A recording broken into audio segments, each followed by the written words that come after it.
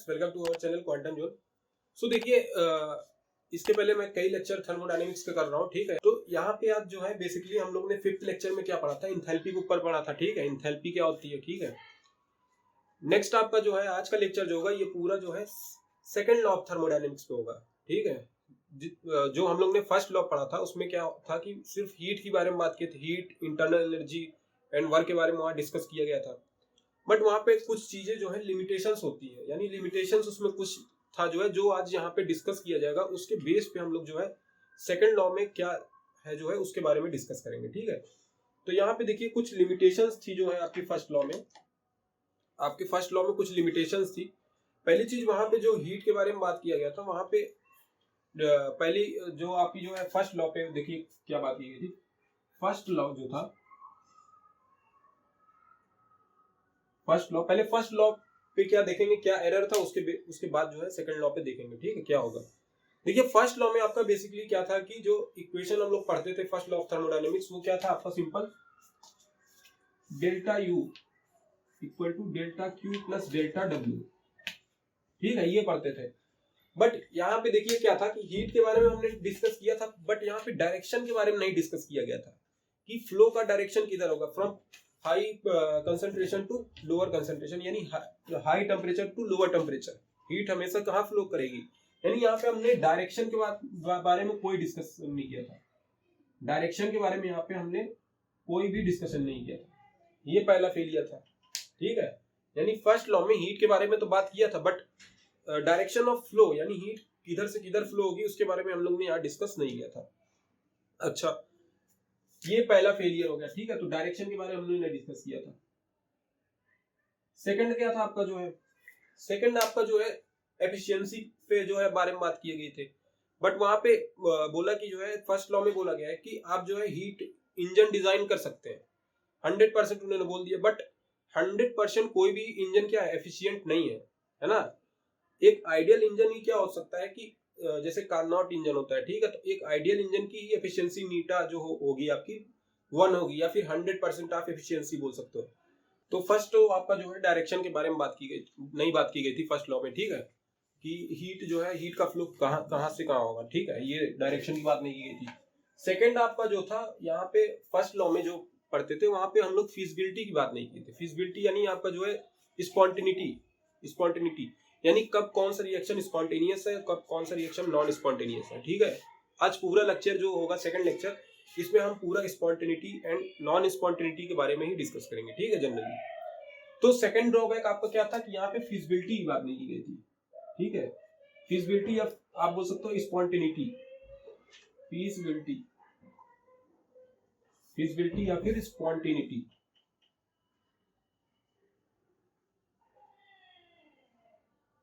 ठीक है। थर्ड जो आपका था कि फर्स्ट लॉ भैया हवा में बोल दिए कि जो इंजन होंगे, जितने भी इंजन है आपके, जो जितने भी मशीन है, उसकी क्या होंगी, एफिशिएंसी 100% होगी, जो कि एकदम फॉल्स है, ठीक है, जो कि एकदम गलत इन्होंने स्टेटमेंट दिया था, ठीक है। जो एफिशिएंसी ऑफ इंजन होगी आपकी जो है, इन्होंने बताया 100% होगी, है ना। 100% हमको पता है, आपको पता है कि कोई भी जो है इंस्ट्रूमेंट 100% एफिशिएंसी उसकी नहीं होती है, ठीक है। There is a some error, there is a some error. तो कोई भी इंजन जो है 100% एफिशिएंसी नहीं होगी। इन्होंने क्या बोला था कि 100% एफिशिएंसी इंजन बनाएंगे, ठीक है, जो कि ये भी गलत था। ये भी क्या था इनके अकॉर्डिंग, सेकंड लॉ के अकॉर्डिंग क्या था, ये गलत था, ठीक है। 100% एफिशिएंसी किसी भी इंजन की नहीं होती, ठीक है, ये हो गई। और यहाँ पे क्या हो गया, एक तो डायरेक्शन फेलियर था इनका जो है, दूसरा जो इन्होंने जो है फिजिबिलिटी पे बात नहीं की थी, है ना, कौन सा रिएक्शन स्पॉन्टेनियस है, कौन सा रिएक्शन नॉन स्पॉन्टेनियस है। एंड थर्ड इज द, इन्होंने बोला कि इंजन की जो एफिशिएंसी होगी 100% होगी, विच इज फॉल्स, ठीक है। ये भी स्टेटमेंट इनका क्या था, गलत था। अच्छा, फोर्थ जो आपकी बात की गई थी यहाँ पे सेकंड लॉ में हम जो पढ़ेंगे कि जितने भी all the reactions which are spontaneous in nature, they are irreversible,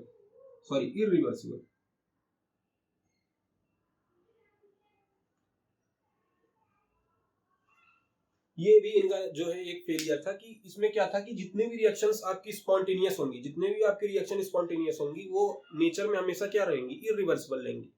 ये भी एक इनका फेलियर था। भाई स्पॉन्टेनियस कोई रिएक्शन है, जैसे वाटरफॉल्स वगैरह होती है, ठीक है, तो वो अपना क्या करता है, उसमें क्या होता है, वाटरफॉल है अपना झरना, झरना हिंदी में बोलेंगे ना, तो वो जो वाटरफॉल है ऊपर से नीचे पानी आता है ना, नीचे से ऊपर तो जाता नहीं है भाई, फ्लो कहां से कहां तक होता है, अपवर्ड टू डाउनवर्ड डायरेक्शन होता है फ्लो, ठीक है, upward to direct downward direction होता है, तो वहां पे आपकी क्या है, स्पॉन्टेनियस रिएक्शन हो रही है, यानी उसको एक्सटर्नल कोई वर्क या किसी भी एक्सटर्नल डिवाइस की जरूरत नहीं है कि उसको नीचे की ओर फ्लो कराने के लिए, ठीक है। बट आपका जो है ये आपका जो हीट पंप वगैरह, वो आपका जो है मोटर वगैरह होता है जो पानी उठाता है जो है, ठीक है, समरसेबल वगैरह होता है, इसमें क्या होता है, एक्सटर्नल डिवाइस लगी रहती है, यानी मोटर लगा रहता है, ठीक है। तो उसमें क्या होता है, इलेक्ट्रिक एनर्जी से जो है आपकी मैकेनिकल एनर्जी में कन्वर्ट हो जाती है, जिसके थ्रू वो पानी, मतलब एक एक्सटर्नल डिवाइस के थ्रू वो क्या करता है, बोरिंग से आपका जो है पानी ऊपर ले आता है, तो वो तो नॉन स्पॉन्टेनियस हो जाएगी ना, कोई एक्सटर्नल इफेक्ट डाल रहे तब नॉन स्पॉन्टेनियस है। बट इन केस आप जो है वाटरफॉल की बात करेंगे तो वहां पे क्या हो रहा है, आपका स्पॉन्टेनियस रिएक्शन हो रही है, ठीक है, कोई एक्सटर्नल इफेक्ट नहीं डाला जा रहा है, अपना वाटर जो है अपवर्ड्स डायरेक्शन से डाउनवर्ड डायरेक्शन फ्लो कर रहा है। तो ये जो है आपकी जो है फोर्थ कंडीशन थी जो कि डिस्कस नहीं की गई थी ना फर्स्ट लॉ में। तो ये सारी जो है फेलियर्स थी। बेसिकली जो आज का जो लेक्चर होगा इसमें हम लोग spontaneous reaction and non spontaneous पे फोकस करेंगे, ठीक है, आज इसी पे हम लोग फोकस करेंगे, तो ये आप नोट कर लीजिएगा। अब देखो इन्होंने हमें बोल दिया कि इंजन 100% एफिशिएंट होगा, जो कि गलत है बिल्कुल, ठीक है, जो कि बिल्कुल गलत है। अभी आपको जो है फिजिक्स में मैं जब थर्मो पढ़ाऊंगा तो उसमें बताऊंगा कि जो है आइडियल के ही कंडीशन में हमेशा नीटा जो होता है एफिशिएंसी ऑफ हीट इंजन या फिर कोई भी इंजन हो, कार्नोट इंजन, उसका आइडियल कंडीशन में जो है आपका 100% एफिशिएंसी होगी, ठीक है, ओके। अब देखिए यहाँ पे क्या बात करेंगे, spontaneous and non spontaneous reaction के बारे में, ठीक है, spontaneous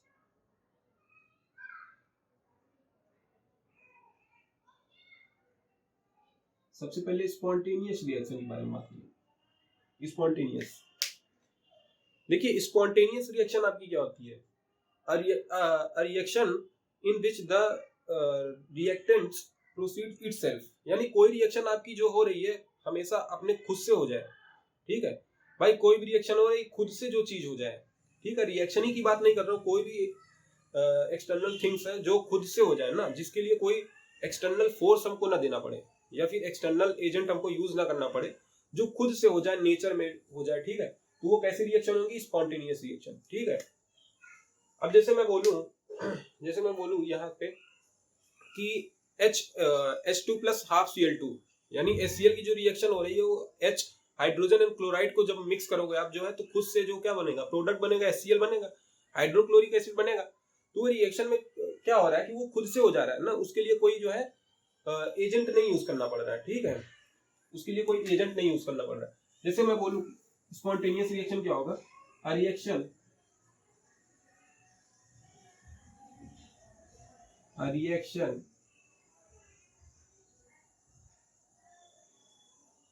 in which it happens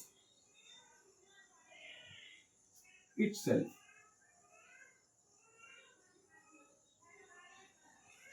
reaction in which it happens itself, यानी खुद से कोई रिएक्शन हो रही है तो वो स्पॉन्टेनियस रिएक्शन होगा, खुद से कोई रिएक्शन हो रही है स्पॉन्टेनियस होगा, ठीक है। इसका एग्जांपल क्या हो सकता है, जैसे जैसे आपका आइस है, आइस से क्या हो रहा है, आइस क्या है, एक सॉलिड फेस है, आइस क्या है, एक सॉलिड फेस है, और ये वाटर जो है आपका लिक्विड फेस है, वाटर क्या हो रहा है, लिक्विड फेस है, ठीक है, वाटर क्या आपका लिक्विड फेस है,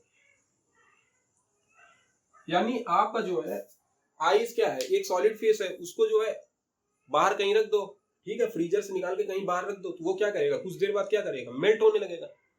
मेल्ट किस लिए होगा, क्योंकि वो सराउंडिंग के टेम्परेचर जो है उससे काफी ज्यादा है, आइस के टेम्परेचर से सराउंडिंग का टेम्परेचर क्या है, काफी ज्यादा है, तो वो ऑटोमेटिक जो है आइस को अफेक्ट करेगा, वो टेम्परेचर जो है, उससे क्या होगा, जो है आइस आपकी मेल्ट हो जाएगी, किस फॉर्म में आ जाएगी, लिक्विड फॉर्म में आ जाएगी, ठीक है, लिक्विड फेस में आ जाएगी। तो ये कैसी रिएक्शन है, स्पॉन्टेनियस है भाई, कोई हमको डिवाइस नहीं यूज करना पड़ रहा है, ठीक है, कोई डिवाइस हमको यूज नहीं करना पड़ा। अगर वेपर फॉर्म में ले जाते, अगर आइस से आपका जो है वाटर न ले जाके इसको वेपर फॉर्म में ले जाते, तो जब वेपर फॉर्म में ले जाते हैं तो आइस से तो वाटर क्या होता है, स्पॉन्टेनियस होता है। आइस से वाटर क्या होता है, स्पॉन्टेनियस होता है। बट वाटर से आपका जो वेपर फॉर्म में जाता है वो आपका क्या होता है, नॉन स्पॉन्टेनियस। भाई इसको हम वाटर से अगर वेपर फेस में ले जाएंगे, यानी इसका वेपराइजेशन करेंगे, ठीक है, स्टीम में कन्वर्ट करेंगे, इसको हमको क्या करना पड़ेगा, 100 डिग्री सेंटीग्रेड पे जो क्या करना पड़ेगा, हीट देना पड़ेगा।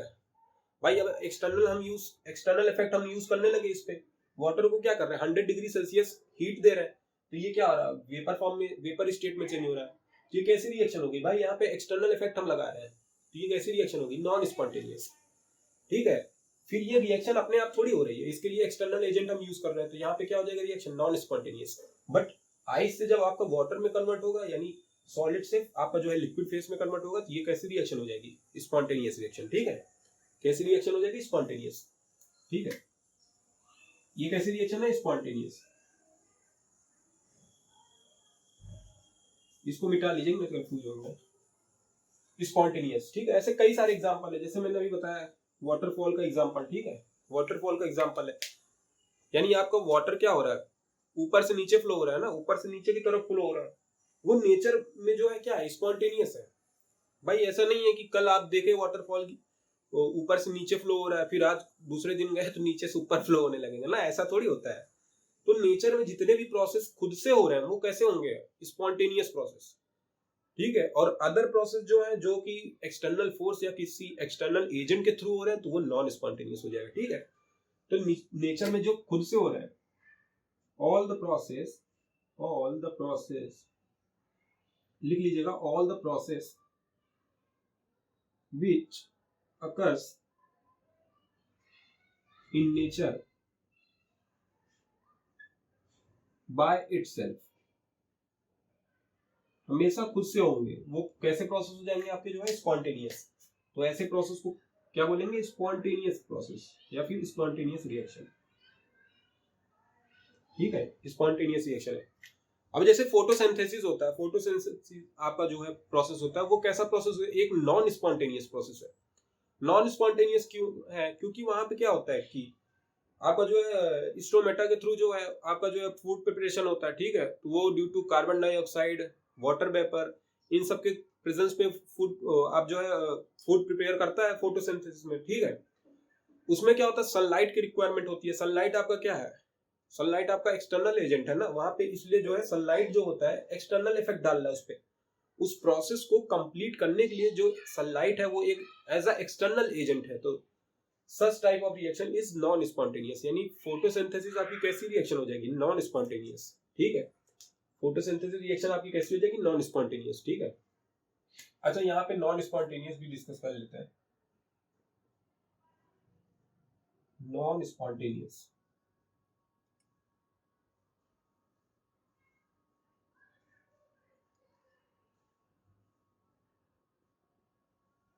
देखो भैया, non spontaneous reaction just opposite होता है स्पॉन्टेनियस के। ठीक है, जस्ट अपोजिट है इसका।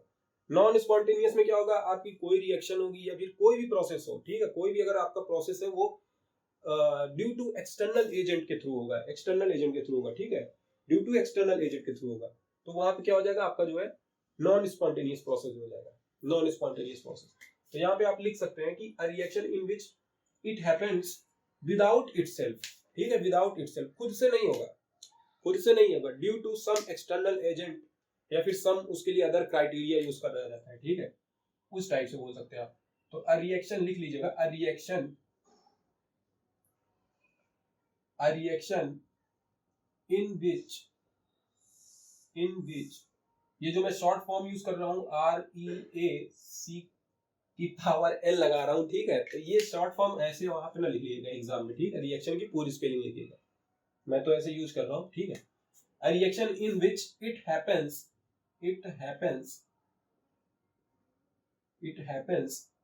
without itself। क्या होगा, विदाउट यानी खुद से नहीं होगा, खुद से नहीं होगा, विदाउट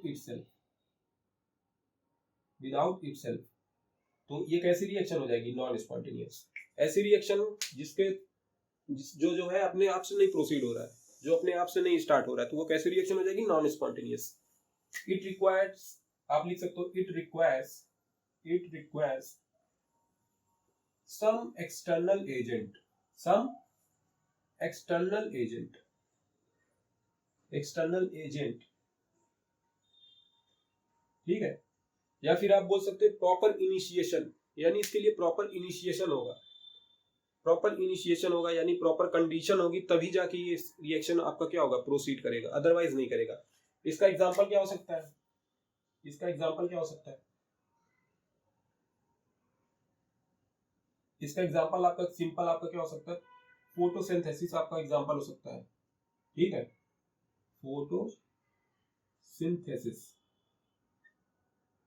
फोटोसिंथेसिस, ठीक है। ये आपका क्या होगा, एक नॉन स्पॉन्टेनियस रिएक्शन होगा। Photosynthesis is a non spontaneous reaction,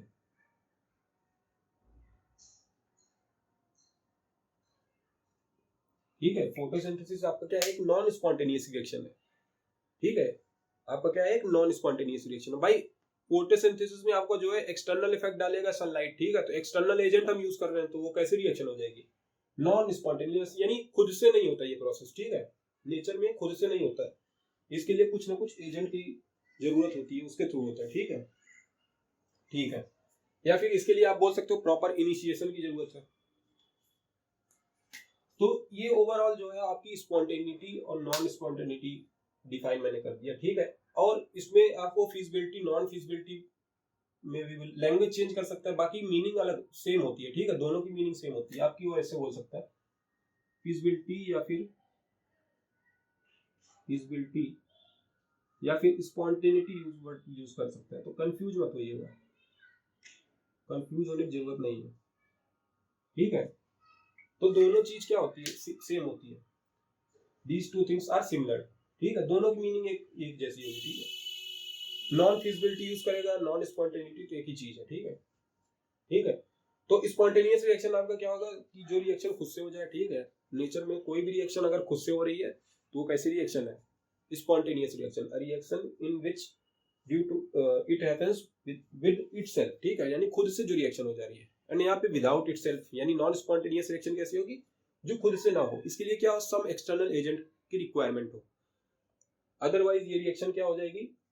अगर आपका जो है सम एक्सटर्नल एजेंट का रिक्वायरमेंट ना हो इसमें, तो ये रिएक्शन कैसी हो जाएगी, स्पॉन्टेनियस हो जाएगी भाई।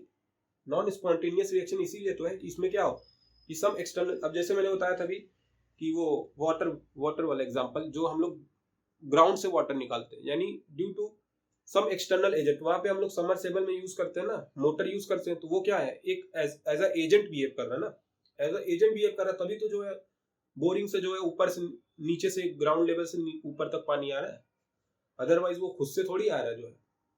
और वो झरने वाली वाटरफॉल वाली कहानी मैंने बताई कि ऊपर से क्या हो रहा है, नीचे की ओर पानी आ रहा है, तो वो क्या है, रिएक्शन कैसी हो गई, स्पॉन्टेनियस है नेचर में, ठीक है, क्योंकि ये खुद से हो रही है। तो ये ओवरऑल जो है आपकी जो है स्पॉन्टेनिटी और नॉन स्पॉन्टेनिटी थी, ठीक है। अब देखो स्पॉन्टेनियस रिएक्शन, यहाँ पे हम लोग केमिस्ट्री के बारे में बात कर रहे हैं, तो यहाँ पे केमिस्ट्री में कई सारी रिएक्शंस होती हैं जिसको हम लोग मतलब कि वहां पे स्पॉन्टेनिटी और नॉन स्पॉन्टेनिटी कैसे डिफाइन करें, ये तो एक थ्योरेटिकल पार्ट हो गया। अब देखो उसमें क्या होता है कि कुछ क्राइटेरिया होता है ना, डेल्टा एच, जैसे हम लोग ने पढ़ा था इंथैल्पी, ठीक है। एक नया टर्म यहाँ पे इंट्रोड्यूस करूंगा जो है इंट्रोपी, ठीक है, डेल्टा एस। तो उन सब की बेसिस पे वो क्राइटेरिया क्या है कि उसके बेसिस पे कैसे हम किसी भी रिएक्शन का जो है चेक कर सकते हैं कि the reaction is either feasible और नॉन फिजिबिलिटी, ठीक है, या फिर स्पॉन्टेनियस है कि नॉन स्पॉन्टेनियस, ठीक है। ये नोट कर लीजिएगा भैया, इसको नोट कर लीजिएगा, ओके। अब देखो एग्जाम्पल देने को बहुत कुछ बहुत है, संसार एकदम एग्जाम्पल से भरा है, ठीक है, संसार एकदम एग्जाम्पल से भरा है, मतलब कि स्पॉन्टेनियस नॉन स्पॉन्टेनियस के बहुत सारे एग्जाम्पल है, ठीक है। देते रहेंगे जो है लेक्चर ही पूरे एग्जाम्पल पे ही खत्म होगा, ठीक है, ओके। तो यहाँ पे देखिए क्राइटेरिया कुछ होते हैं ना, criteria,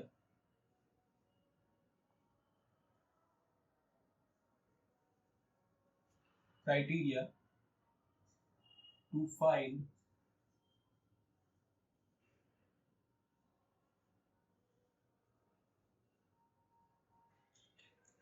spontaneity and non spontaneity,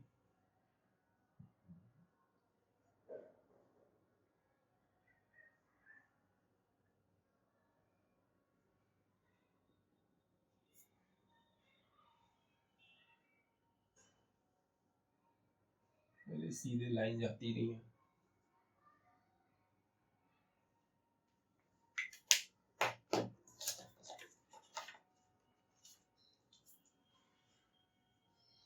ठीक है, वो कौन से क्राइटेरिया होंगे जिसके बेसिस पे हम लोग जो है कोई भी रिएक्शन स्पॉन्टेनियस है या फिर नॉन स्पॉन्टेनियस है ये डिफाइन करेंगे। ठीक है, अभी जो ये रूम है चारों तरफ से बंद है, ठीक है, आपको मेरे चेहरे पे दिख ही रहा होगा कितने बस मतलब स्वेटिंग हो रही है। ठीक है, फैन वगैरह भी बंद ही किया हूँ, तो एडिट में थोड़ा प्रॉब्लम आ जाती है, तो उस चक्कर में जो है यहाँ पे थोड़ा सा अपने आप को कवर करता हूँ। ठीक है, बाहर का भी बैकग्राउंड नॉइज आ जाती है तो उसमें भी डिस्टर्बेंस हो जाता है।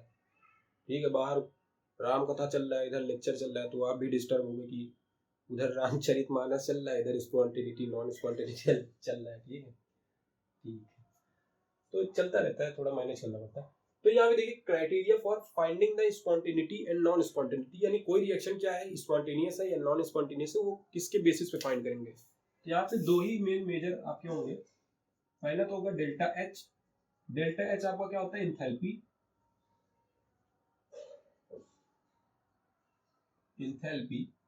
दूसरा आपका क्या होगा, डेल्टा एस। ये आपका जो है नया वर्ड यहाँ से इंट्रोड्यूस होता है, इंट्रोपी। ठीक है, इंट्रोपी। भाई डेल्टा एच की बात हम पिछले लेक्चर में कर चुके हैं। इंथैल्पी क्या थी, हीट कंटेंट थी ना, किसी भी मतलब सब्सटेंस में आपकी कितनी अमाउंट ऑफ हीट है वो आपकी क्या होगी, इंथैल्पी डिफाइन होगा। उसके बेसिस पे हम लोग किसी भी रिएक्शन की इंथैल्पी निकालते हैं। ठीक है, अब देखिए सिंपल आपका रिएक्शन जो है दो टाइप के होते हैं। रिएक्शन आपके कितने टाइप के होते हैं, दो टाइप के। जैसे मैं बोलूं कि कोई रिएक्शन अगर हो रही, वहां पे हीट आपकी जो है रिलीज हो रही है, यानी हीट जो है इन्वायरमेंट में रिलीज हो रही है, तो कैसे रिएक्शन हो जाती है, एक्सोथर्मिक रिएक्शन। ठीक है, एक्सोथर्मिक रिएक्शन है। एक्सोथर्मिक रिएक्शन जहां जहां होगा वहां हीट क्या होगा, रिलीज होगा, हीट रिलीज होगा। ठीक है, और कोई बॉडी है अपना जो है क्या करते हैं, हीट एनर्जी मतलब एनर्जी क्या हो लूज करके वो स्टेबल रहना चाहती है। ठीक है, कोई भी अगर ऑब्जेक्ट है या फिर मैं ही हूं तो एनर्जी अपना लॉस करके क्या करूंगा, स्टेबल रह पाऊंगा, नहीं रह पाऊंगा भाई। तो वो रिएक्शन के केस में वैलिड है। ठीक है, ह्यूमन बॉडी में थोड़ी एनर्जी नहीं रहेगी तो हम कैसे स्टेबल रहेंगे। तो कोई भी ऑब्जेक्ट जैसे है, कोई भी आपका जो है रिएक्शन है वो हमेशा क्या होगी, स्टेबल रहना चाहिए। तो due to loss of energy यहाँ पे क्या होगा कि इंथैल्पी के केस में जो है आपका जो है बेसिकली दो टर्म को इंट्रोड्यूस करेंगे। ठीक है, वहां पे डेल्टा एच दो टर्म में इस दो को पहले इंथैल्पी समझो क्या होता है। इंथैल्पी मैंने बताया था क्या होता है, हीट कंटेंट, यानी हीट कंटेंट कितना, मतलब कि हीट कंटेंट किसी ऑब्जेक्ट में है वो आपका क्या होगा, इंथैल्पी होगा। ठीक है, अच्छा अब देखो रिएक्शन की बात कर रहा था तो मैं रिएक्शन दो टाइप की होती है, एक तो होती है एक्सोथर्मिक और दूसरी क्या होती है, एंडोथर्मिक। ठीक है, डेल्टा एच के बेसिस पे यहाँ पे मैं ये डिफाइन करना चाह रहा हूँ कि इसको डेल्टा एच, जब आपका एक्सोथर्मिक का मतलब क्या हुआ कि हीट रिलीज हो रही है, और एंडोथर्मिक का मतलब क्या हुआ, हीट आप किसी पर्टिकुलर रिएक्शन में आप हीट इन्वॉल्व कर रहे हो, दे रहे हो। ठीक है, जैसे इसका एग्जांपल मैं देखूं तो इसका एग्जांपल आपका क्या हो जाएगा, सिंपल। जैसे ये होता है आपका H plus half of Cl2। ठीक है, ये क्या बन जाएगा, HCl बन जाएगा। और due to presence of chlorine, यानी क्लोरीन आपका क्या है, एक गैस है, हाइड्रोजन भी क्या होगा, दोनों गैस है।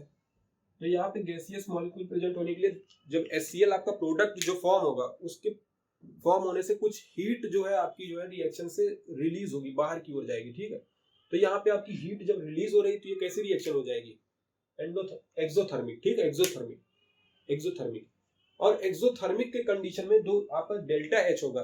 Delta H is always negative, delta H जो होगा इज ऑलवेज नेगेटिव। ठीक है भाई, इसको ऐसा समझो कि ये डेल्टा एच आपका नेगेटिव आ रहा है। एक्सोथर्मिक के केस में ये नेगेटिव इसलिए आ रहा है क्योंकि यहाँ पे क्या हो रहा है, हीट आपकी क्या हो रही है, बाहर हो रही है, हीट रिएक्शन से बाहर हो रही है, यानी रिलीज हो रही है। तो जब रिलीज हो रही है एनर्जी क्या हो रही है, एनर्जी लॉस कर रहा है।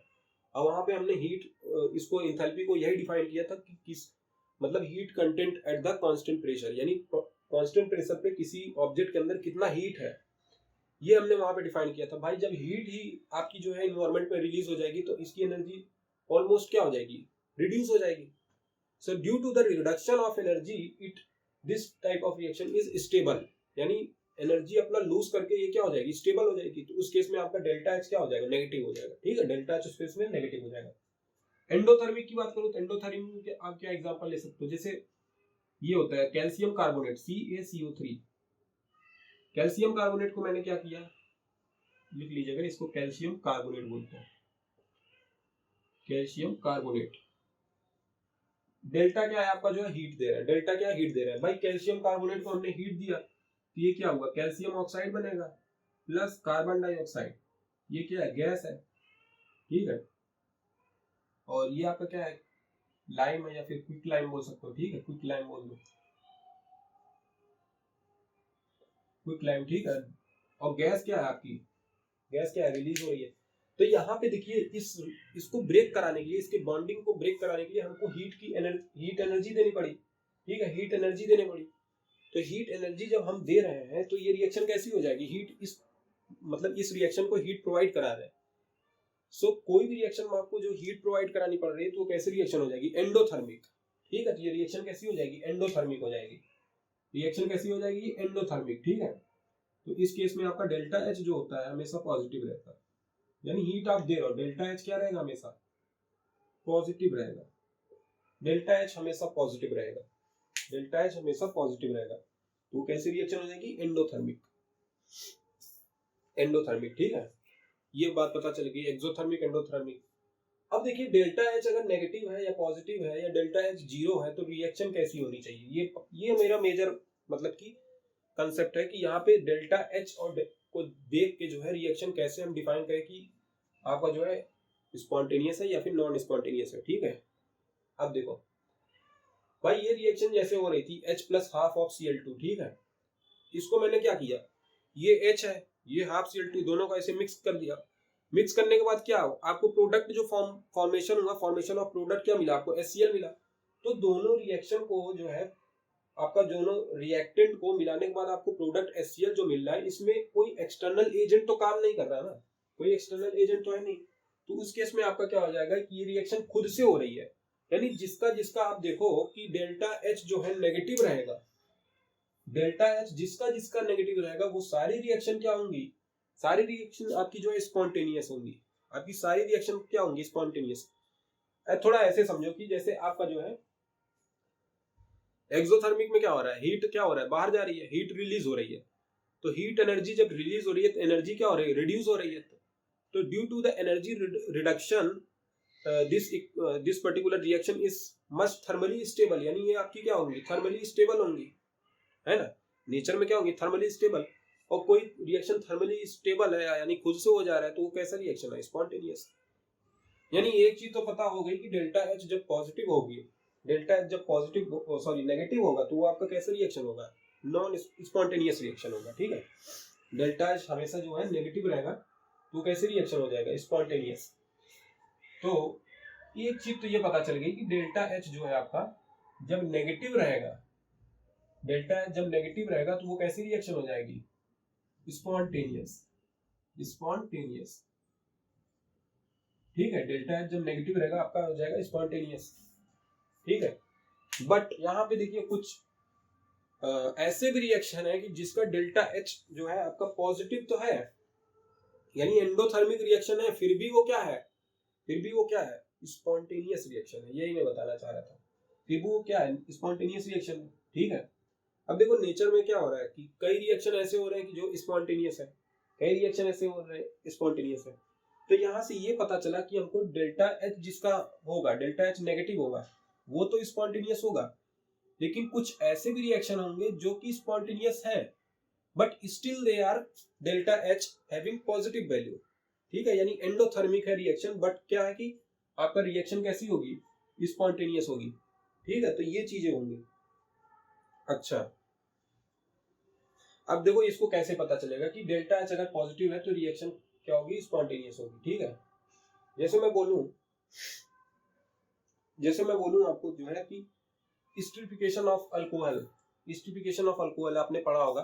ईस्टर हम लोग बनाते हैं, ठीक है, अल्कोहल और ईस्टर को यूज करके एस्टिफिकेशन बनाते हैं, ठीक है। जैसे मैं बोलूँ एसिटिक एसिड CH3, जैसे देखो एस्टिफिकेशन, इसको मैं मिटा ही देता हूँ, ये आप नोट कर लीजिएगा पहले, तब मिटाता हूँ, ये आप नोट कर लीजिए पहले।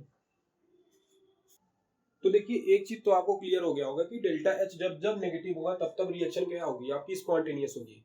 बात यहाँ फंसती है कि डेल्टा एच जब पॉजिटिव रहेगा तब रिएक्शन क्या होगी, ठीक है। तो मैंने बताया कि अभी डेल्टा एच जब आपका नेगेटिव रहेगा वो तो मतलब रिएक्शन आपकी स्पॉन्टेनियस होनी ही होनी है, ठीक है। बट ऐसा ऑब्जर्व किया गया कि जो है आपका नेचर में जिसका डेल्टा एच क्या है आपका पॉजिटिव है या फिर डेल्टा एच जीरो भी है, ठीक है। डेल्टा एच क्या है, या तो पॉजिटिव है, देखिए डेल्टा एच आपका रिएक्शन क्या है, जैसे कोई भी रिएक्शन है, रुक जाओ मार्कर नहीं चल रहा, देखो नेचर में ऑब्जर्व किया गया कि ये डेल्टा एच अगर किसी भी रिएक्शन का पॉजिटिव है, यानी रिएक्शन क्या है आपकी एंडोथर्मिक, अगर है रिएक्शन क्या है आपकी एंडोथर्मिक, या फिर डेल्टा एच आपका जीरो है, ठीक है। तो इन दोनों कंडीशन में देखो इधर लिख लो, डेल्टा एच अगर जीरो भी है, ठीक है, डेल्टा एच यानी हीट रिलीज ना हो रही है ना आपको हीट देनी पड़ रही है, डेल्टा एच क्या है आपका जीरो है, तो भी ये दोनों रिएक्शन क्या हुई स्पॉन्टेनियस कहलाएंगी, स्पॉन्टेनियस कहलाएंगी। इसको मैं बताता हूँ, एक्सप्लेन करता हूँ कैसे, इसको मैं बताता हूँ कैसे। यानी ये तो पता हो गया कि डेल्टा एच जब रिएक्शन का माइनस होगा यानी एक्सोथर्मिक रिएक्शन होगी वो स्पॉन्टेनियस होगी, ठीक है। एनर्जी लॉस कर रही है, थर्मली स्टेबल हो जा रही है, तो वहां स्टेबल हो रही है तो क्या हो रहा है आपका स्पॉन्टेनियस रिएक्शन हो रहा है, यानी खुद से हो जा रहा है, ठीक है। तो वो तो बात अलग थी, बट यहाँ पे डेल्टा एच पॉजिटिव है तब कैसे रिएक्शन स्पॉन्टेनियस होगी भाई। अब देखो एक एग्जांपल लेते हैं, जैसे क्या होते हैं कि आपके पॉन्ड्स वगैरह होते हैं, लेक्स वगैरह होते हैं, ठीक है, पॉन्ड्स लेक्स वगैरह होते हैं, उसमें क्या होता है कि जो है सरफेस पे जो वाटर होता है, सरफेस पे वाटर होता है वो due to high temperature of the sun rays, यानी high temperature of the sun rays जो आती है उस पे पड़ती है, तो उसकी वजह से क्या होता है वो वेपर फॉर्म में क्या होता है, कुछ अमाउंट ऑफ वाटर क्या होता है वेपर फॉर्म में वेपराइज हो जाता है ना, वेपराइज हो जाता है एटमॉस्फेयर में in the form of H2O vapour, ठीक है। तो उसमें क्या हो रहा है कि आपका कोई एक्सटर्नल एजेंट नहीं वहां पे वर्क कर रहा है, आपका एक्सटर्नल वहां पे एजेंट कोई वर्क नहीं कर रहा है, फिर भी उसका क्या हो रहा है कि डेल्टा एच तो भाई पॉजिटिव रहा, भाई डेल्टा एच क्या रहा पॉजिटिव रहा, भाई एनर्जी आ रही है सन से, उसमें वाटर में स्ट्राइक कर रही है, भाई हीट जो है मतलब कि वाटर में स्ट्राइक कर रही है तभी तो वो वेपर फॉर्म में ऊपर और जा रहा है जो है वाटर, है ना। तो एनर्जी तो मिल ही रही है, तो रिएक्शन कैसी हो जाएगी endothermic, but still they are spontaneous. मैं यही चीज बताना चाह रहा था, स्टिल दे आर स्पॉन्टेनियस। भाई अगर वहां पे हम जो है एक गिलास पानी लेके जो है उसको चूल्हे पे रख देते भट्टी पे, तो वहां पे क्या हो जाता है, तब तो नॉन स्पॉन्टेनियस था, भाई एक्सटर्नल एजेंट मैं दे रहा हूँ, एक्सटर्नल एजेंट वहां पे रिएक्ट कर रहा है, तो वो कैसी रिएक्शन हो जाएगी नॉन स्पॉन्टेनियस। बट यहाँ पे सनरेज जो आ रही है जो है ये कोई एक्सटर्नल एजेंट नहीं है, ये नेचर में ही हो रहा है, ये आपका सारा प्रोसेस क्या हो रहा है नेचर में हो रहा है। So in this case delta H क्या होगा पॉजिटिव होगा, फिर भी रिएक्शन क्या होगी आपकी स्पॉन्टेनियस होगी, ठीक है।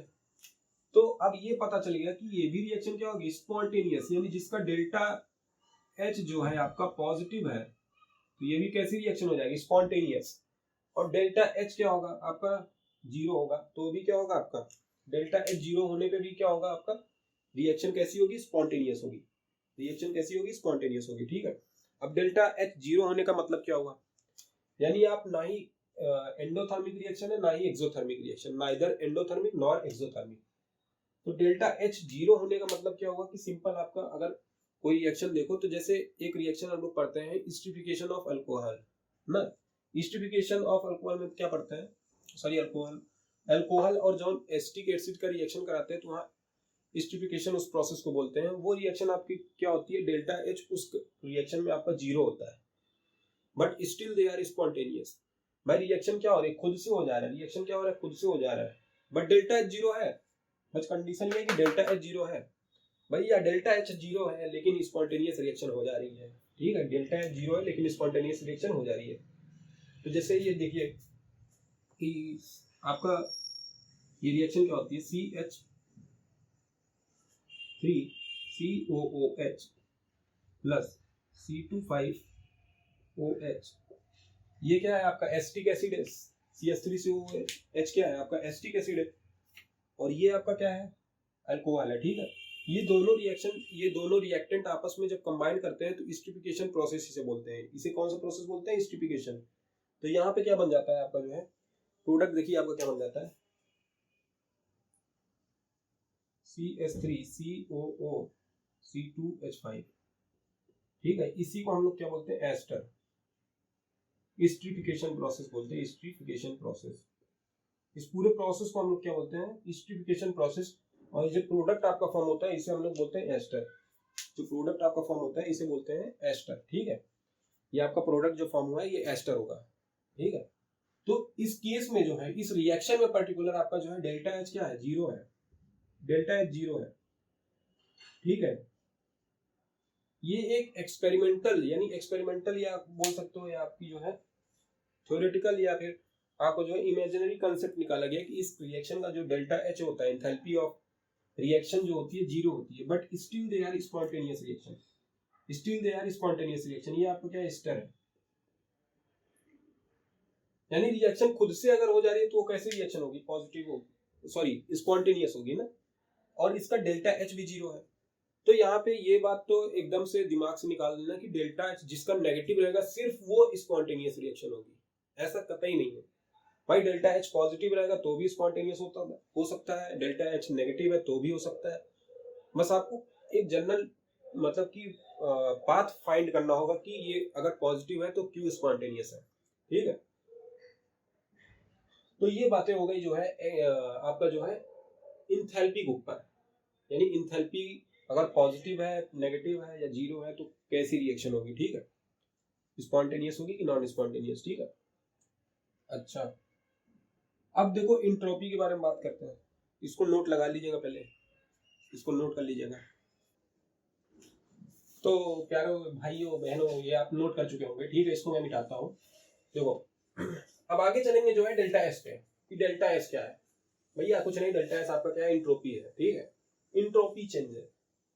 अब देखो डेल्टा एच में क्या होगा कि ये मिसकंसेप्शन था कि डेल्टा एच जब नेगेटिव रहेगा आपका जो है तो रिएक्शन कैसी रहेगी? स्पॉन्टेनियस, ठीक है।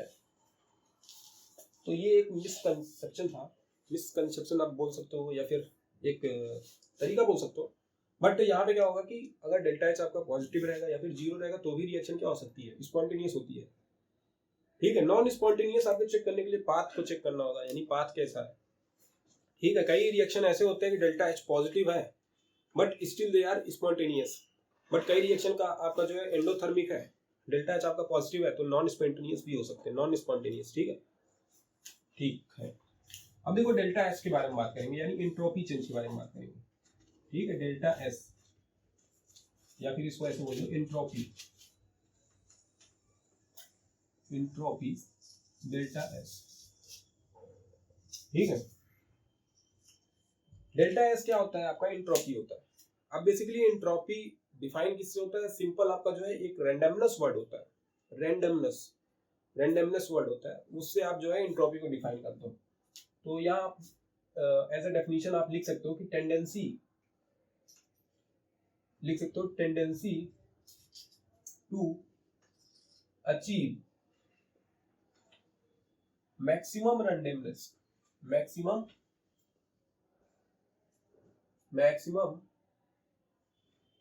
यहाँ लिख लो मैक्सिमम। अरे भैया मैक्सिमम के बाद मार्कर ही बोल रहा, मार्कर बहुत धोखा दे रहा आज। तो tendency to achieve maximum randomness,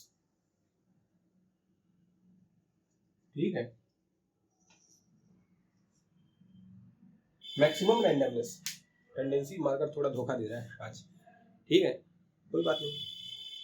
तो एंट्रोपी आपकी क्या होगी?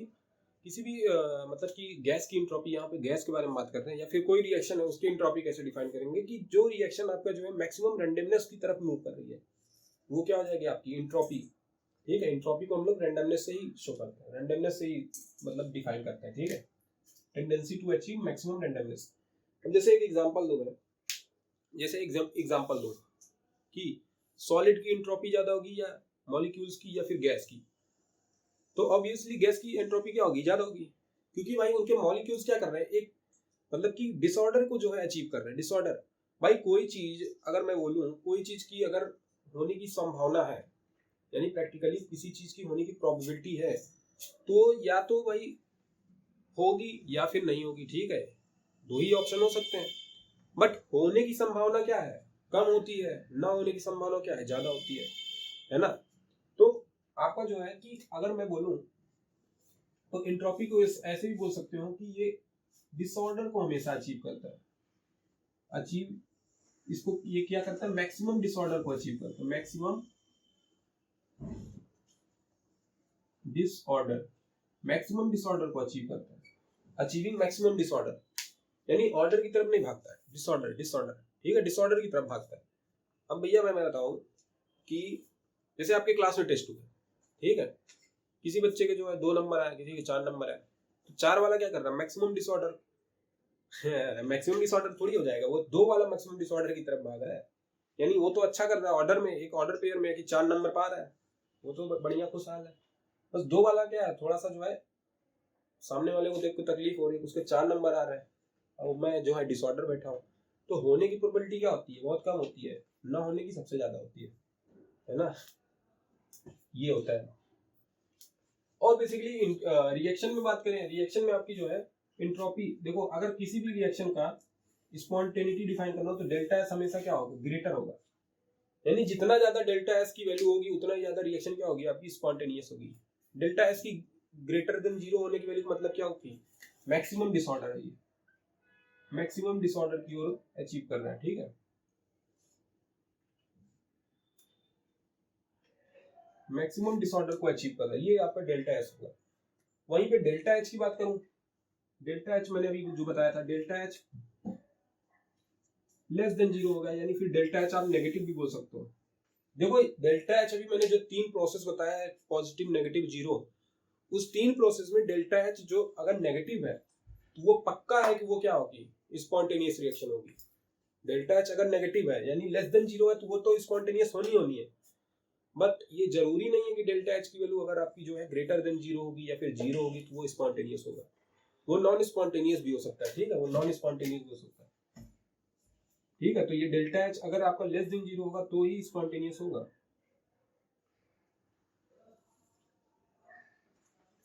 ठीक है, यानी मैक्सिमम, इसको क्या बोला मैंने, मैक्सिमम डिसऑर्डर, ये भी आपका क्या होगा, स्पॉन्टेनिटी को अचीव कर रहा है, स्पॉन्टेनिटी को अचीव कर रहा है, ठीक है, स्पॉन्टेनिटी को अचीव कर रहा है, ठीक है। तो ये आपका होगा, इस तरीके से आप डिफाइन करेंगे। तो डेल्टा एस हमेशा क्या होगा, ग्रेटर देन 0 होगा, डेल्टा एच क्या होगा, लेस देन 0 होगा, तभी आपका जो है रिएक्शन क्या होगी, स्पॉन्टेनियस होगी, रिएक्शन क्या होगी, स्पॉन्टेनियस होगी, ठीक है। जैसे मैं एक एग्जांपल लूं, जैसे ये एक सिलेंडर है, ठीक है, ये एक सिलेंडर है और एक सिलेंडर ये है, सिलेंडर है या फिर कंटेनर है, इसके अंदर क्या है, गैस के मॉलिक्यूल्स फिल है, इसके अंदर दोनों के अंदर क्या है, गैस के मॉलिक्यूल फिल है, ठीक है। अभी क्या है, मॉलिक्यूल्स के बीच का अट्रैक्शन क्या है, बहुत ज्यादा है, क्योंकि इनकी रैंडमनेस क्या हो रही है, बढ़ रही है। मान लो इसके अंदर मॉलिक्यूल्स ए है और इसके अंदर क्या है, बी है, इसके अंदर मॉलिक्यूल्स ए है, इसके अंदर बी है, बट यहीं पे मैं क्या करूं कि यहाँ से थोड़ा सा होल कर दूं इस कंटेनर में, यहाँ पे भी कर दूं और दोनों को क्या कर दूं, एक दूसरे से अटैच कर दूं, तो भाई ए वाले मॉलिक्यूल इसमें आ जाएंगे इस वाले कंटेनर में, बी वाले में, और बी वाले मॉलिक्यूल्स क्या जाएंगे, ए वाले कंटेनर में हो जाएंगे, ठीक है, ए वाले कंटेनर में चले जाएंगे। तो उस केस में क्या होगा कि मैक्सिमम डिसऑर्डर होगा ना, मॉलिक्यूल्स का जो है, गैस के मॉलिक्यूल्स का मैक्सिमम डिसऑर्डर होगा, मैक्सिमम डिसऑर्डर अचीव कर रहा है भाई, तो एंट्रोपी क्या हो जाएगी, जाहिर सी बात है ग्रेटर देन 0 हो जाएगी, एंट्रोपी क्या हो जाएगी, बढ़ जाएगी गैस की।